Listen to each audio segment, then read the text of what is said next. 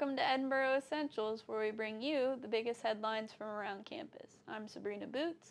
And I'm Jay Zemanek, and we're very excited to be back in the studio, and we'll start by discussing a beloved Edinboro tradition.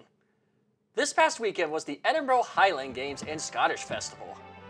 The 29th annual Highland Games included live band performances, bagpipe musicians, and band competitions, heavy athletics such as the carver toss and stone throw, peeling air, painting competition, and much, much more.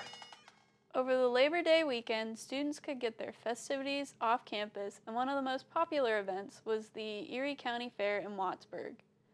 Over the 6-day event, there were various vendors on display, animal exhibits, rides, games, food, and even truck and tractor pulls.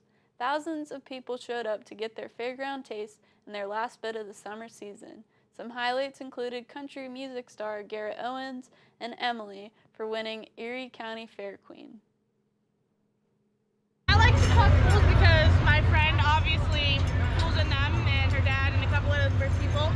I love just being here, being able to, do that, and then being able to come to the fair. And I get, have a fun experience visiting even other chuck pools like Waterford, and this is Wattsburg, of course, but like Waterford and stuff like that. The fair will return next August with announcements to follow in the coming months. For more information, go to wattsburgfair.com. On Wednesday, August 30th, the Red Cross stopped by for the yearly blood drive. From this blood drive, 44 units of blood were collected, which could help to save around 132 lives.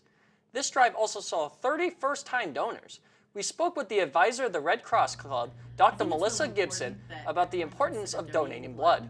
Because we never know when we might be the recipients of needing blood, and blood donors really are the life source for blood for people who are having surgeries or who need transfusions or something like that. And I think it's just a really important thing that we can do as citizens to contribute. Students, faculty, and staff were welcomed back to campus with an ice cream social on August 31st. The event, held on August 31st by Mary P. Carden, Dean of Penn West College of Education, Arts, and Humanities, and the Edinboro campus leadership team, took place on the lawn behind Van Houten. Those in attendance also enjoyed refreshments, yard games, and music. The BUSUA, or Black Student Union Association, had an icebreaker event in the game room in Pogue last Thursday.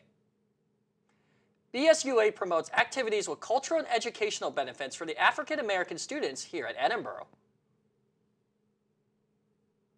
Hi, my name is Ruth Gordon. I am the Vice President of the Black Student Union.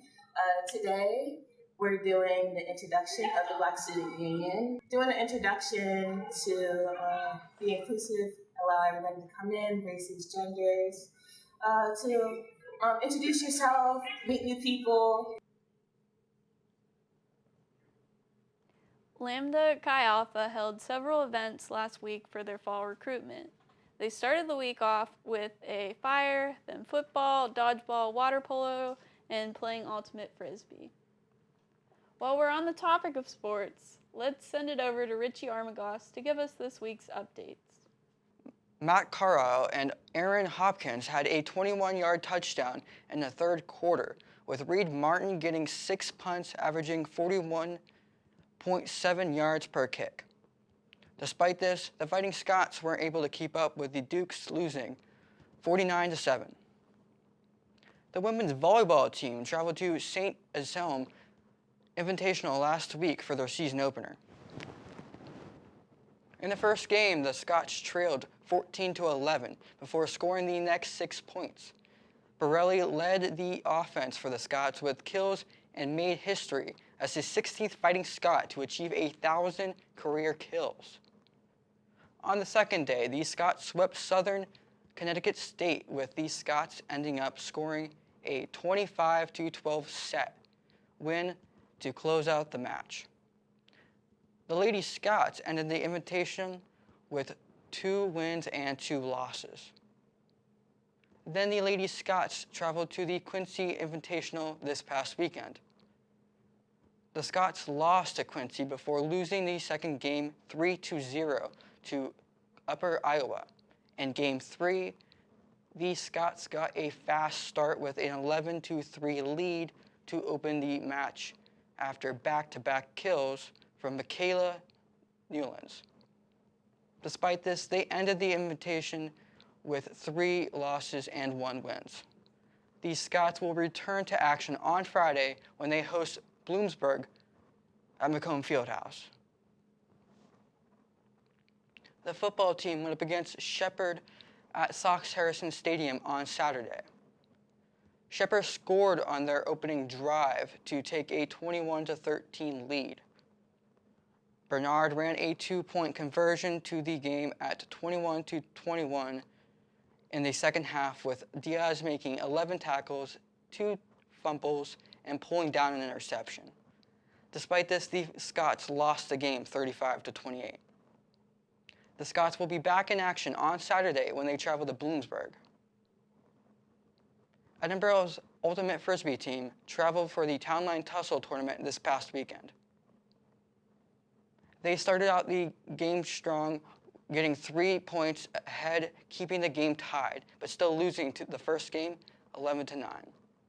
They came back for the second game when they won the third game 8-4 against Allegheny.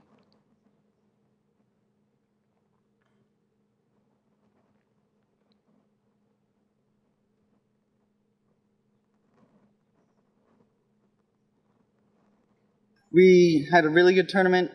We played our hearts out. We had a line and a couple subs. It was a really good challenge and practice for our upcoming home tournament. The Fighting Scots fought hard, winning 3 of those 5 games. The Scots will return to action on October 14th when they host Skylander. That's all for this week. For more details and updates for sports, go to GoFightingScots.com. With the semester in full swing, some stress might be starting to settle in for some students. But one good stress reliever that people could participate in is therapy dogs. On Sunday afternoon, the Therapy Dogs United and Wellness Peer Educators took over the backside of the Pogue Student Center, and students could interact with nearly 10 different dogs of various breeds. They could also pet the dogs and also ask questions to various staff members about each dog, and there were also various snacks that students could eat as well. The Therapy Dog event will be hosted several more times this semester, with the next event being held on Sunday, October 15th from 3 to 5:30 in the back lounge of Pogue. As the summer season comes to a close, so do some of our favorite hangout spots near campus. Dairy Supreme and Sunset Grill will be closing soon, so go out with your friends, grab some delicious food, and soak up the last bits of summer. Man, Sabrina, that thing got me hungry. But here's the crazy thing. I've been here since 2019 and never had Dairy Supreme. That's shocking, Jay. That's an Edinboro staple. I know, it's like a crime, but definitely get your food out there because we're not going to have it till April. That's right. And with that, all right, well, that's all we have for this week. We hope that everybody's having a great start to their semester and that they're spending lots of time with their friends and catching up on their studies. and here us from ETV, here's to a good semester, and we will see you here next week on Edinboro Essentials.